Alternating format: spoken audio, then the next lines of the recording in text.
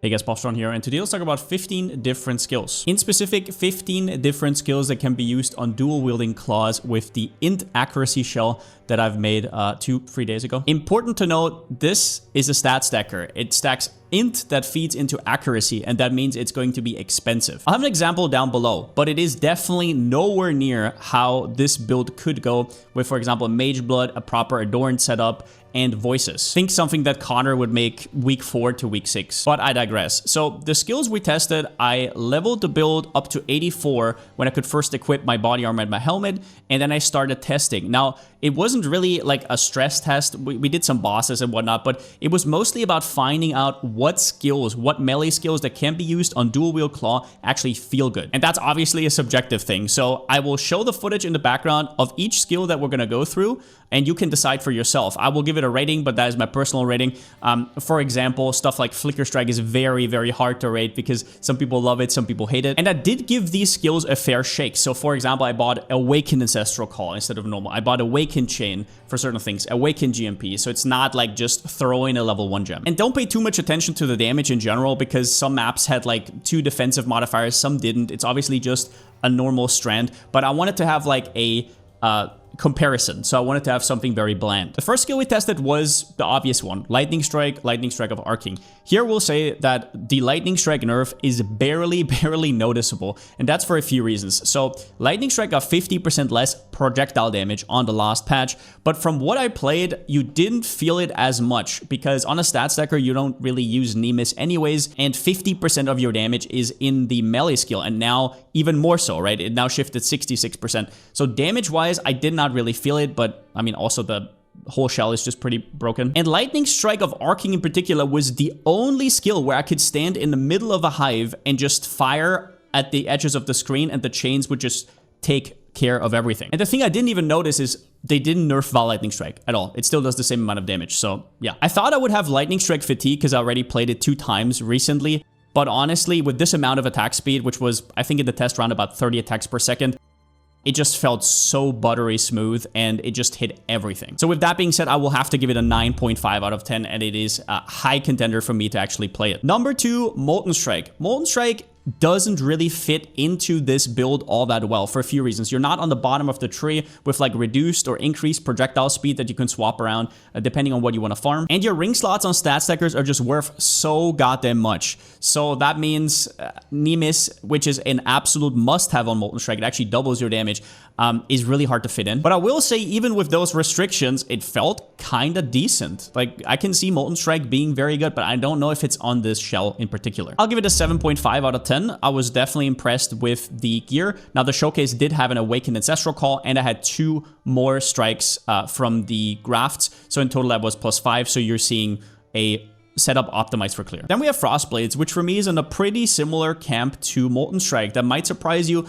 but if you've ever tried normal Molten Strike, not Zenith, with a lot of additional strikes, it actually pops off pretty hard. So Frostblades, it was all right, but I feel like there's builds that can way better utilize it. Overall, though, it kind of just felt like a budget Lightning Strike once again, but it looks cool. It feels interesting, definitely different. I'll give it a 7.5 out of 10. Then we have Frostblades of Katabasis, which got a huge nerf in the 3.26 patch notes. In general, it's a very interesting skill. It hits a lot of enemies, but looking at the damage effectiveness, I don't know what... I don't know who came up with that. I really feel like that skill with a lot more damage could feel a lot better. I'll give it a 7 out of 10 here. I still think it's like playable, but I just don't really see why you would go for it nowadays. The range is pretty hilarious though, and with the multi-strike auto-targeting, it did feel a lot better than I thought it would. Now then we have Reave, which is probably the most surprising entry on this list, and it is another contender for what I would like to play. The biggest advantage of Reave is it is very clean. There's not a lot of clutter on the screen, whereas for example with Lightning Strike with all the projectiles, my stream goes blurry. And the skill just feels amazing. It feels very clean. It doesn't get locked on ledges, like for example Lightning Strike projectiles. It goes over most of those. It doesn't look really flashy, but it does its job well. You have to tap Val Reave once in a while to get your stages back if you're looting and stuff like that, which is probably the biggest problem I have with Reave, is if you're looting in between, then you're gonna have to constantly press a second button. I'm sure if I get more into it, that is not gonna be too much of an issue, but at a certain investment point, that does become a little bit of a roadblock. I don't want to invest mirrors into a build to have it be a semi 2-button build. Another problem for Reave is that we don't really intrinsically scale AoE. Obviously, you get the more multiplier, but that more multiplier multiplies your increases, so you also want to get increases. For the video, I took Awakened Area of Effect and Pulverize, so I had round about 100-ish. But I can see this skill absolutely pop off on a Slayer or something that is pathing more in the strength area of the tree. Overall, though, I'll give it a 9 out of 10. I was super surprised with how big the AoE was, and the quality also gives +2 stages, so from what I heard, it got changed a little bit on the melee patch as well. It kind of fell under the radar for me. Obviously knew that some strength stackers used it. And the damage is decent as well. It's like a 500-ish, but it has no strings attached. No like exact positioning to overlap two projectiles or anything like that. Then we have Venom Gyre, and while this one is known as a clear speed monster, I will say that with this amount of whirling attack speed, the projectile speed really was an issue. I used this one with Awakened GMP and +1 from one of my clusters, and I think I had 7 projectiles. It still felt like you had to aim quite a bit, whereas all the multi-strike skills got the advantage of just, after the first click, they just, I don't know, auto-target. I tried this one with Awakened Fork, and while it felt interesting, the whirling part was also kind of weird, especially the Valve version, just because the more attack speed you have, the faster you expand the, like the Venom Gyres outwards again, which means that on the boss, you would have to whirl for like not even a second, then reload, whirl for like a second, and it just feels like too much. And for that reason, the damage was also quite mediocre. I don't think it really fits into this build, but if you really want to try it, then go for it. Try to get projectile speed from somewhere though, because that was a big issue. I'll give it a 5.5 out of 10. Then we have Cobra Lash, which surprisingly performed better than Venom Gyre, and that was for a few reasons. The intrinsic chains meant that I didn't have to use, for example, Fork, but strictly just the projectile speed being higher. The base projectile speed of Venom Gyre feels like double, which with this amount of attack speed is important. If the projectiles don't catch up with you, then that's really awkward. The only downside with Cobra Lash is the same thing with all non-multi-strike builds. It doesn't auto-target, which also meant a lot of wrist movement. The damage was like okay-ish. I would say overall, I'll give it a 6.5 out of 10. Now, this skill, if you remove it from all the poison stuff, if you just take the strike, is the reason why I don't have stuff like dual strike and double strike on this list. It is because it's the same, but just straight up better. On normal Viper Strike, you have a 30% less attack speed if you're dual wielding. On this one, you don't. You just hit with both, so you get double the damage effectiveness with no downside if you're hit-based. It is an utterly ridiculous skill. The clear was decent, but you have to say that I had 5 strikes. So this was with Awakened Ancestral Call and 2 from the Grafts. This skill, I would definitely say needs Explodey, but I think this one might actually be worth to make work with Explodey. It's definitely a lot more unexciting than some of the other like MTX carrying skills, but just in terms of raw power, this one's quite ridiculous. The damage is also quite ridiculous, and once again, it's a very clean, straight experience. Oh, I did also use the melee splash support, which has a little bit more AoE, obviously, versus the tree version. The reason was I didn't want to change around my anoint every single time. But yeah, you definitely need melee splash anoint for this one, and that's a problem because then you can't go Sion's Ambition, so that's a little bit weird in terms of clear. But in general, I mean, it's just, if you want to go for those normal strike skills, this is going to be the one, and I'll give it an 8 out of 10. Then we have Spectral Throw, which, man, I have some nostalgia for the skill, especially the Banana MTX, watching Maffle back in the day.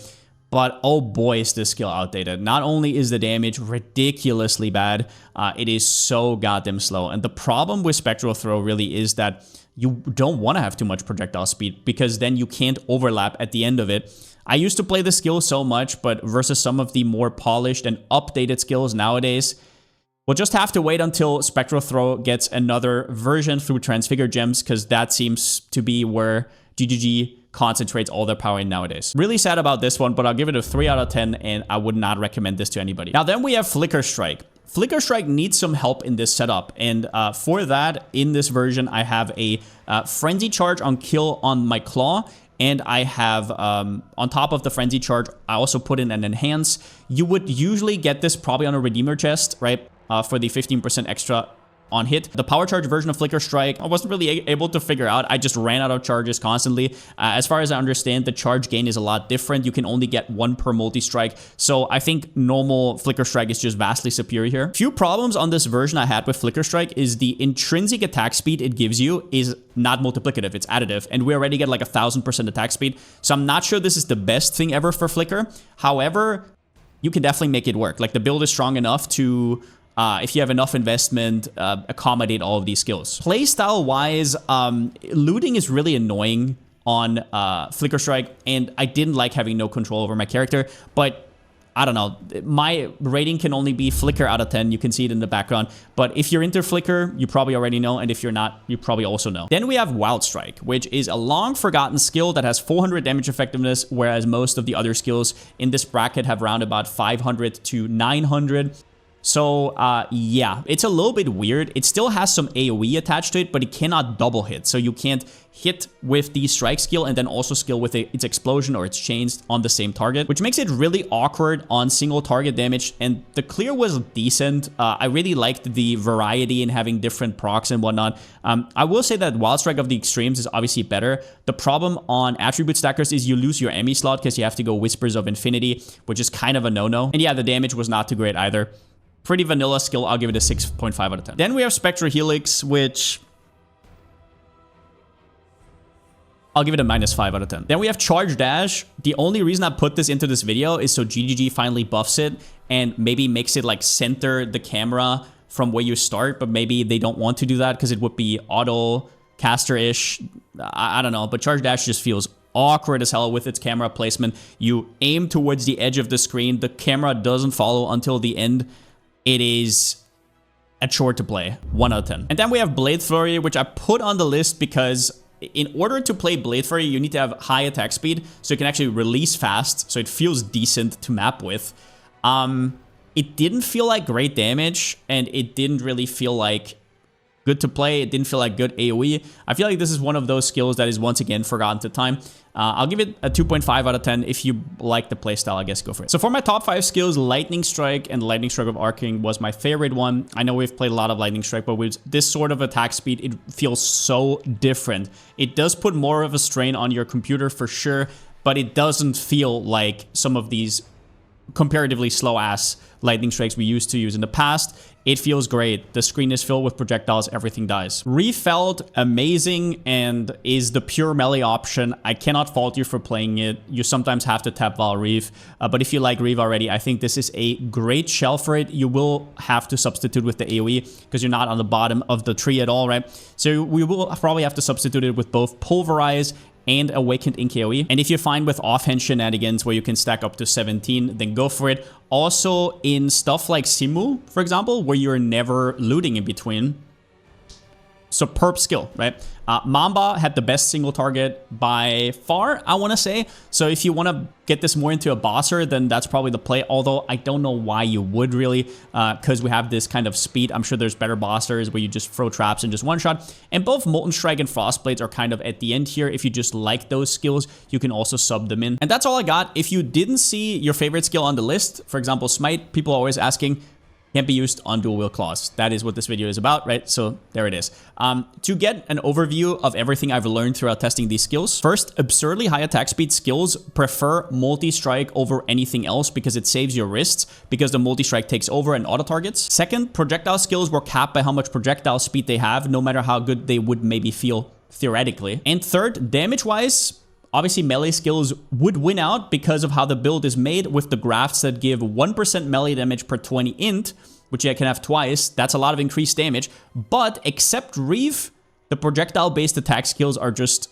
superior. Now, there's a few slight adjustments you'll have from skill to skill. Obviously, the support skills, Chain, GMP, Fork, Ancestral Call. For example, on Lightning Strike of Arcing, I'm also going to use GMP because it doesn't start out with any projectiles, and otherwise we just have multi-strike. Whereas on stuff like Venom Gyre, I would be using Fork, right? And then on pure strike skills, I would use Ancestral Call. The jewels change quite a bit, with Ellie skills getting an extra crit multi-roll on their min-max jewels.